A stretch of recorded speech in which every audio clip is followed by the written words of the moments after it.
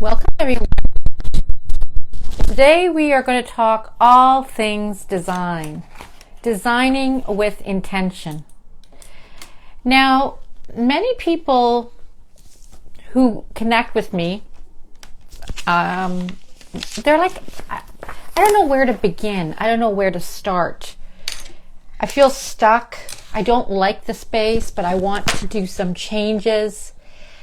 And they're just not sure. They don't know what they like. They don't know if they're making the right decision. They're scared if they're making the wrong decision.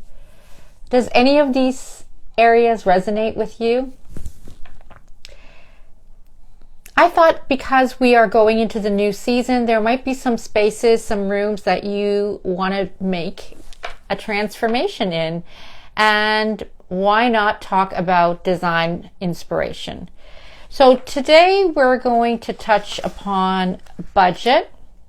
We are going to talk about inspiration, touch on inspiration, and we're going to talk about challenges. Now, if you're on and you have a question to ask, feel free to ask.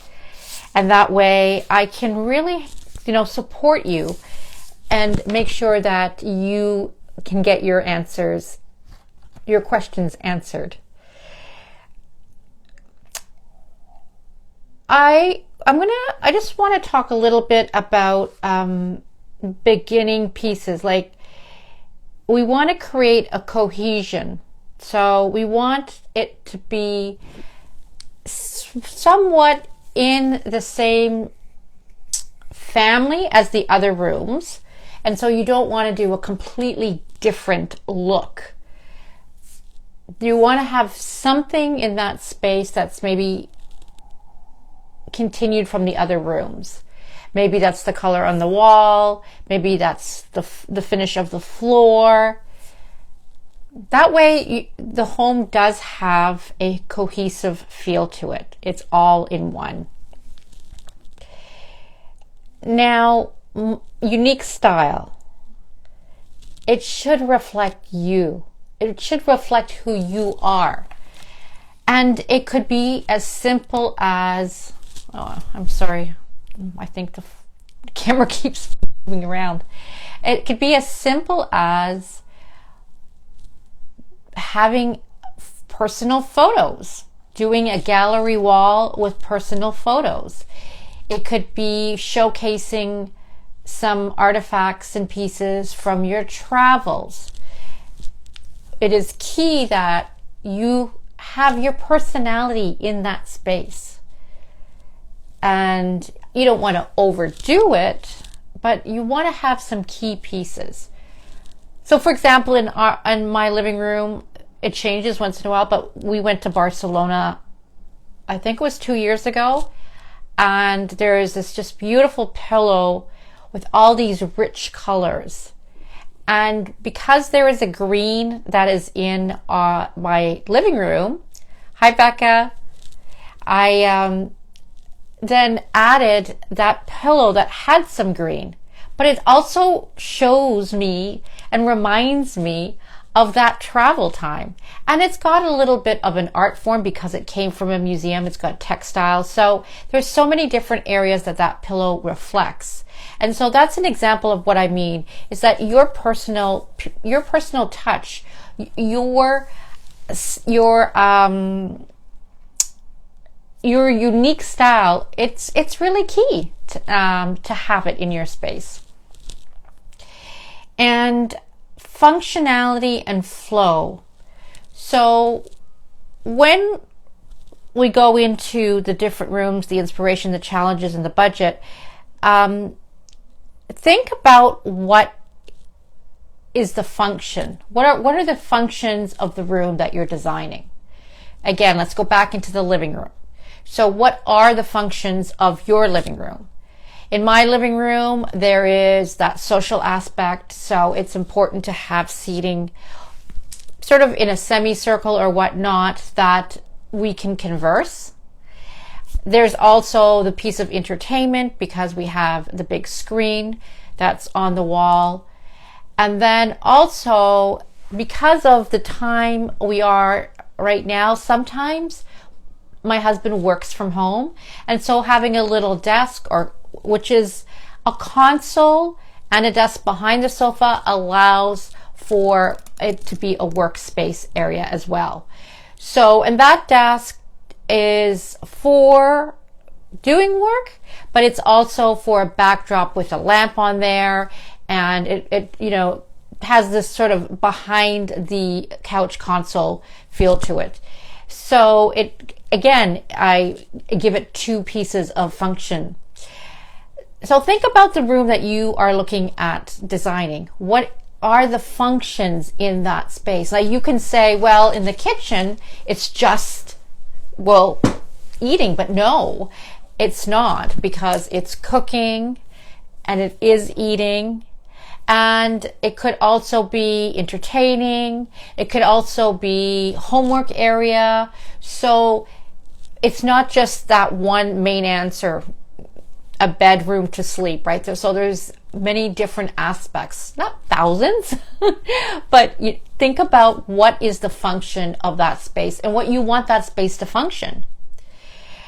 And the energy and the flow. So with that, it's really furniture placement.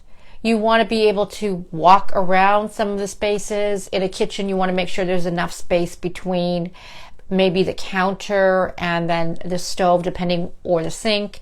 So looking at that from a measurement to see what the measurements actually have to be in a place like the kitchen, because once you put the kitchen together, it's stationary, right? And also, if you have a bedroom that might not be so large, then looking at what can actually be in the bedroom so that there's enough flow to walk around. Flow is really important. Yes, we talk about it being the chi, which is the energy going all around.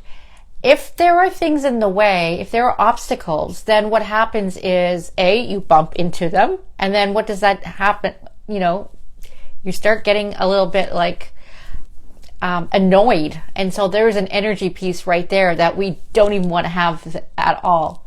And think about the room that you're working on right now, that you're wanting to do a design change, or you want to have designing with intention. Look at the flow right now. How are the furnishings placed? Is there enough movement going around? Is there ample walking space? And how are the sight lines? All of that. So that's really key. And so those are the three little areas that I wanted to touch upon.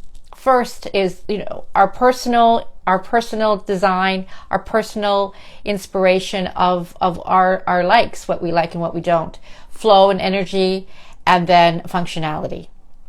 And of course, we want it to look good, and looking good, having that ambiance. It is really there's no one way, because just like art, design is to a degree very subjective. There's many different design styles out there, and you don't actually have to be in just one design style.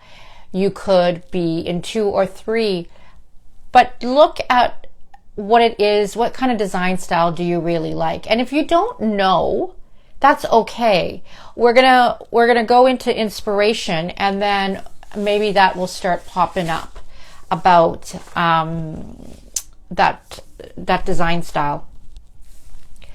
So with inspiration, actually, you know what? Before we get into inspiration, I want to go into something before that, which will actually support inspiration, which will open up if there are any challenges and make you really think about the budget. And that's getting sort of, I'm going to say, this is just coming out of my head right now, but getting to know your room again. Maybe you haven't hung out with your room very intimately. So this allows you to do that. And it's not really always something like you want to do, but it is pretty important. So remove what doesn't belong in that room. Like, get it out of there. Because once it's out, there seems to be a more lightness of a feel, which will then allow you to think about more so in a broader way of what kind of intention you want that space to be. So, you know, that word declutter. Whatever doesn't belong in there, get it out. Now, again, this whole process is not like a weekend thing. I mean, it can be, and we do see these DIYs for the HGTV, and I love watching them. I mean, they're so inspirational. However, there's a lot of background support that these shows have, that if you're a one-man or two, team show, two-team design inspiration weekend, it can happen, but don't feel it always happens instantly. It's not that easy. Hi, thanks for joining.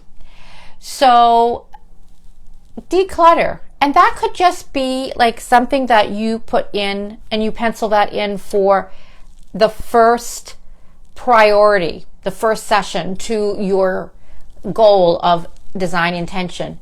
Now, when you're decluttering, there might be something that's broken. You have to ask yourself, do you want to fix it? And if you do, make a decision where it goes while it's being fixed and what's the time frame for having it fixed. It might not be clutter. It just might not belong in that space. So put it back where it belongs. So like with like. And if you're not sure about it because it's very expensive, and I always like to give this example of my aunt gave me a very expensive carpet and I don't really like it, but I don't want to get rid of it because it's worth so much money. You know what? Roll it up and put it away. I'm not even going to tell you to throw it out, but maybe you can store it somewhere for that time. And so now you've done that decluttering, and it's so much easier to clean once the place is decluttered, because there's a percentage of items that I have left. Then I would do a clean. And a clean, my big piece of the clean is like a dusting. Dust sits everywhere. Start with the light fixtures and work yourself, down. So now you've got a room that has pieces that belong in there. You've got a room that's clean because the windows are brighter. It feels brighter. You can think more. And now let's start talking about inspiration. Okay, so I mentioned that I have many clients who say, you know what, I don't know what I want. And I said, yeah, okay. But you'll get very close to knowing what you want, but you don't really know right now. However, you do know what you don't want. You do know what you don't like. So keep that in the back of your head. When I redesigned one of my own kitchens about 25 years ago or before that, there was a specific green I really wanted and to do the cupboards with. But I knew that there was a green I so did not want. And so I kept that green in my inspiration folder because it was kind of like sort of a reminder of what I don't want it to look like, what the shade is. So it's okay to have in your inspiration file pieces that you don't want it to look like. And that brings me to the inspiration file. So, I mean, in the olden days, when we had magazines left, right, and center, and they weren't so pricey, then we cut out, we tore out, and that was an inspiration folder, like this one here. I don't know if the lighting is, I'll talk a little bit about that, but this is an inspiration folder for a Airbnb that I put together a couple of years ago. But what we do have is we have wonderful technology, and so open up your laptop or your phone and create a folder, or even make a folder on Pinterest. Pinterest is incredible for images. And so start picking. Pick. Just hang out and pick and put them in your folder.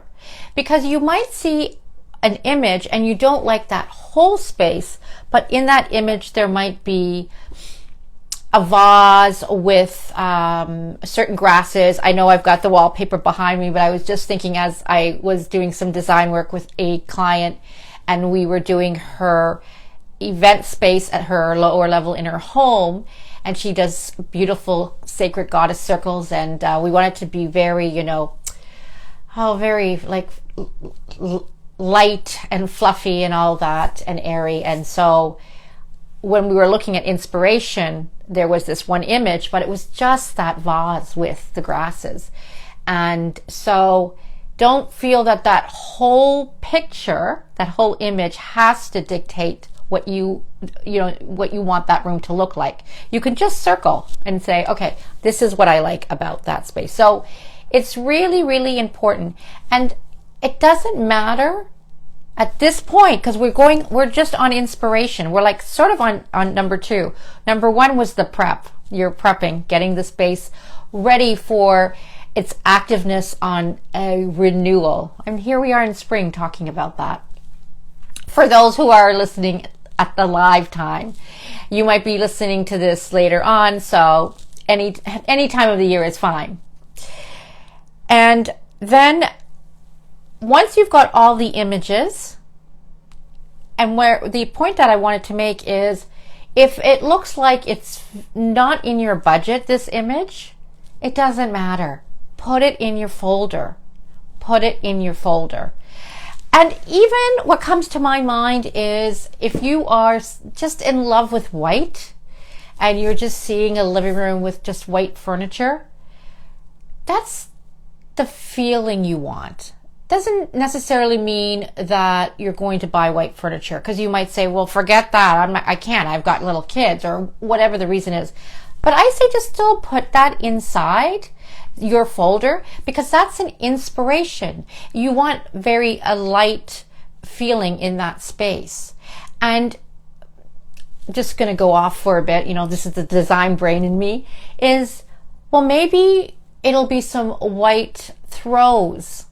Maybe it'll be some lighter pillows, because a pillow is easy enough to take the stain out and do a wash, right? So take that image and put it in your folder. And yes, there are still like magazines. Yep, I've got them, the House and Home or Elle Decor, or if you have magazines, current magazines, or maybe not current, depending on your inspiration, absolutely start tearing and going through those images and putting them in your physical folder. So you might even choose to have 2 folders. Inspiration also comes from the outside, from nature. You can be inspired by going on a walk in the park. And what is it in there that you really are called for? Maybe it is, of course, the colors, but it could be the textures as well. So it doesn't just come from magazines. It doesn't just come from a laptop. Inspiration can come from a piece of art. Maybe there's a piece that you really love, and that piece is going to be hung on a wall in that room, or not. It was so interesting because just before I was jumping on to today, I grabbed this photo here, which is photographed by a lovely young woman who is a floral designer, and it sits back here. And just looking at it, I was like, okay, it wasn't intentional. However, you know what?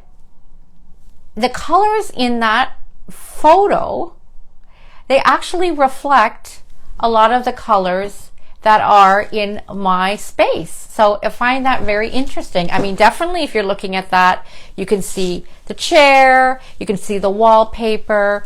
So it could come from a photo, it could come from art, it can come anywhere. It could even be coming from here. Craziness for someone like me who just loves design. It could come from a set design. I mean, I watch movies and sometimes I'm not actually in watching the movie itself, but I'm looking at the space. And so that could be an inspiration right there. There we go. We have quite a bit of ideas on inspiration. So before you do anything, you're going to, number one, sort of prep the space, and number two, go into inspiration. And then you kind of start getting a feel of what you want the room to look like. And as I said in the beginning, you might say, well, I don't know what my design style is. Once you look at all those inspired photos or pieces that you've torn out magazines, or what you've seen from outside, you have a better understanding what it is, your style, what your style design is. And so you don't, and actually it's a little boring if you just stick with one design style. It is nice to be a little bit mix and match. So my living room has antique, but it also has modern, more of a modern elegance. Or you can do an eclectic. There's, natural fibers are coming out so strong. I think we're in like our third or fourth year. And I'm doing a piece right now on sort of the Western revival. And that's a big trend here in 2025 because of some of these movies that are out, or were out, Yellowstone, and so that ranch feel, and that has a lot of great textures in it. The beautiful vessels of the pottery. And so again, yes, inspiration could even come from a store. So the next area that I want to talk about is budget. So budget is, I'm going to say, is really, really, really key. It's important. And sometimes we can say to ourselves, oh, I wish I could redesign my space, but I don't have the money for it. I don't have a budget. So I'm going to talk about two areas that are a little bit out of the norm. Ooh, somebody's giving me balloons. Thank you.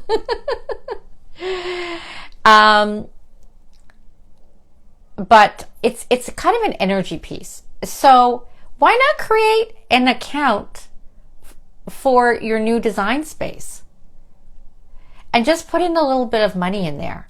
You could even start with $10 and just open your account and watch it. Or even have a little, cookie can and just put some cash in there. Every time you find cash, get cash. I find it builds so much quicker. And you think about it. So I don't know, I'm just thinking like if I were going to go and, go and bring back like my bottles, like, deposit bottles of wine and beer.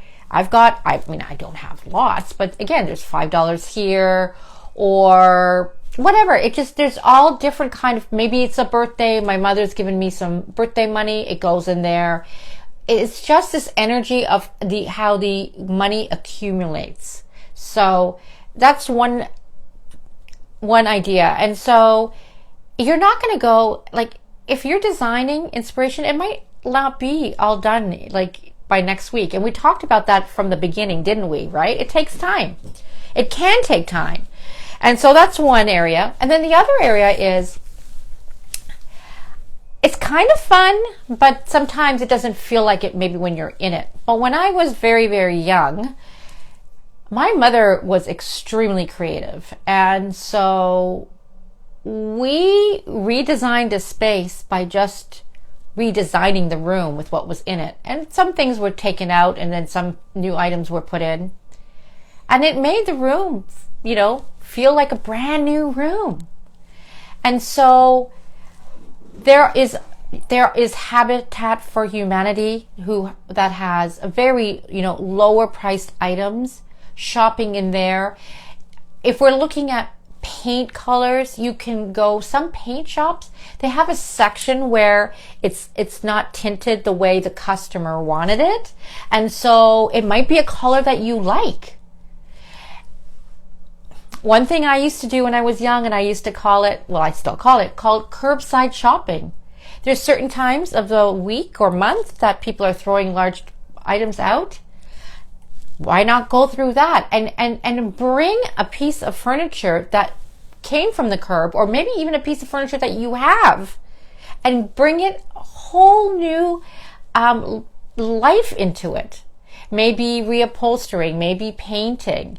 And so sometimes it's kind of fun to, redesign on a budget, design on a budget. So think about that. And also there's Facebook Marketplace. Sometimes people are giving things out for free. Community Facebook groups, they do a lot of that. Come to my porch, I've got this. Or also Craigslist and all that. So think about that aspect. It doesn't always have to be this huge, big, large budget. I know that my daughter, a long time ago, maybe about 3-4 years ago, saw this beautiful wooden bed frame. Like, it's a half a circle. And it was so nice because when she put it in, then she did a big half a circle of paint on the wall. And that whole backdrop just had a different feel to it. She, in fact, didn't have a headboard. She just had the bed with the bed rails. And so that's kind of thinking outside of the box.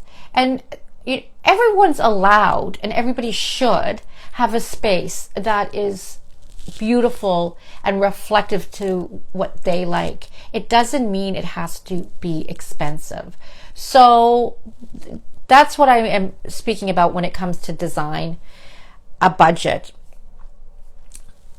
Another example I want to give, and this is actually looking at a dollar amount. Quite some time back, and I'm going to be talking again. Sorry about everything moving because I'm moving. My camera is moving. And I have a little sunroom, which large windows all wrapped around. This is a over 100-year-old house. And the intent was to make that small sunroom my office space. And I had my budget, which was $5,000. I'll share that amount. And that was, I don't know, 2010 or something like that. And so I had it sourced out with the window company that came and did our windows prior around the house. And they quoted me at $4,500.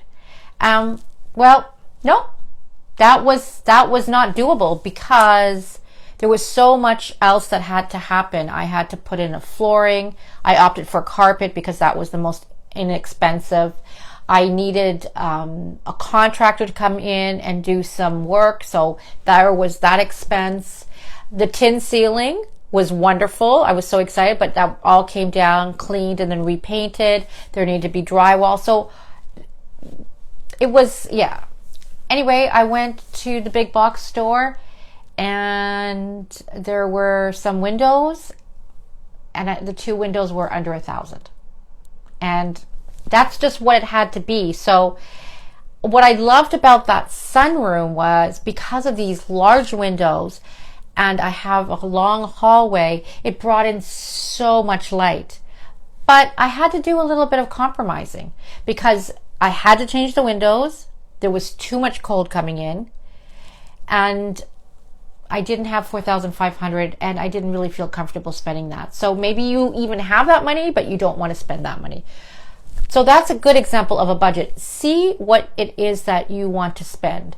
Now, let's just throw $5,000 or $1,000 or something like that. you do want to spend the money on the item that is the most important in terms of longevity. So those windows, yes, they're pretty key. But what was also key was creating that renovation of the foundation. That was very, very important. And bringing in a contractor, that cost a bit. If we're looking at a bedroom, I would say the mattress is key as opposed to the headboard. I mean, we want the headboard to look great, but I don't want to say a good portion, but we want to make sure that something that lasts, that will be there for a long time, needs to have precedent for a little bit more spending power on that item. You want to have a good couch. Sometimes the carpet can come and go.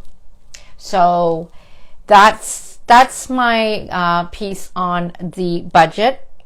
And of course, there is so much more to offer with all of this. And then the thirdly area is challenges. What are some of the challenges? And so those challenges can be very personable. And I think we kind of spoke about some challenges. I don't really know what I like. I'm scared. I don't know if I'm going to like it. So one area that I suggest to my friends is that it's okay to go shopping and decor shopping, because the decor brings the room together. But sometimes we don't know how it looks and feels in the room. So if that store has a good return policy of a week or two, go shopping and then play with the items that you have purchased and what feels right. And then you can take the rest back. So that alleviates that challenge of, I don't know if that candle is going to be too big or too small. I'm not sure if I like that wall art. We're talking HomeSense or something like that. And so a store like that will definitely allow you to bring it back within its time frame. Another challenge could be that you need help because there needs to be a little bit of manual labor going on. Maybe there's electrical that needs to happen. Maybe there's painting. Maybe there's something else. And so you need to get a professional. When you're getting a professional in, if it's a contractor, if it's a designer like myself, it's always great. I love when I have clients that haven't yet connected with me in terms of hiring me, but we just start with a conversation and then go into that flow to see if there is a connection. But with a contractor, maybe the electrician, you can ask your friends, hey, do you know somebody that you feel comfortable with? Referrals are always great. And there's nothing wrong with calling maybe 3 electricians and finding out, how do they operate? What do they think? The cost may be giving you maybe a ballpark figure before they have to come out, because time is money for everyone. Time is money for you and time is money for them. So the challenge might mean is that you don't even know what this room's going to cost. Well, then throw in the wish list. Go to town.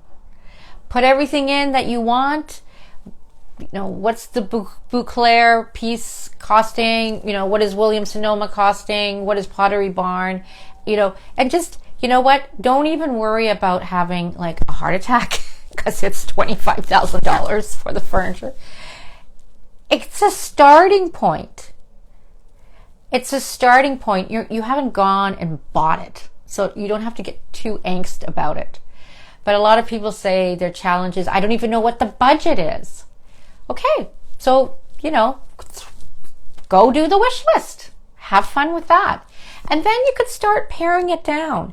And as you are immersed in making this beautiful renovation, being inspired for a new design in your room, things start coming in anyway. You start seeing something a couch that was maybe, a third of the cost that you thought you'd have to pay. Or, I mean, it's just endless of, how the universe starts to bring you all these wonderful gifts, I will say.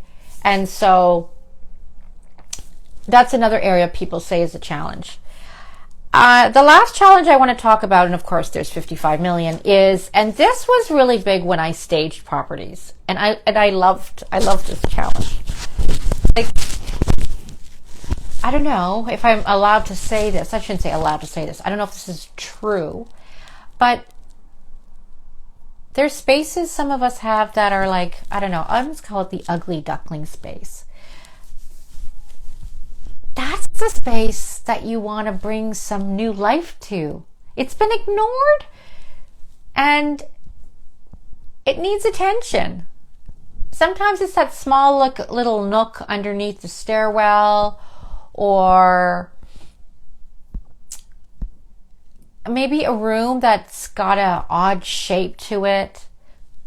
In fact, it could be the lower level that never gets used, or the third floor bedroom that's just having things piled in there. Maybe it could even be the garage and you want to do a space, add a storage area in it. And so, or the garage because the lighting is poor. Again, it's endless. But sometimes we see a challenge of a space that is irregular and we just don't want to deal with it. Fastest and easiest way to kind of go through it this way is just start doing research.